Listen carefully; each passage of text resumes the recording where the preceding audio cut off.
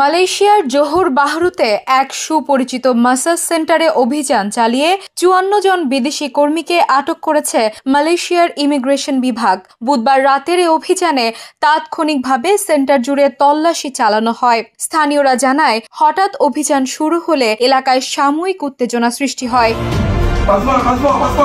Immigration সূত্রে জানা গেছে, ওই সেন্টারে মাসাজ ও রিফ্লেক্সোলজির পাশাপাশি সাউনা সেবা দেয়া হতো। বিভিন্ন প্যাকেজের জন্য গ্রাহকদের কাছ থেকে নেওয়া হতো ৯২ থেকে ৩০০ রিঙ্গিত পর্যন্ত ফি। আটক হওয়া ব্যক্তিদের মধ্যে রয়েছেন ইন্দোনেশিয়া, মিয়ানমার, বাংলাদেশ, চীন, থাইল্যান্ড, ভিয়েতনাম ও লাওসের নাগরিক। তাদের বয়স ১৯ থেকে ৫৯ বছরের মধ্যে।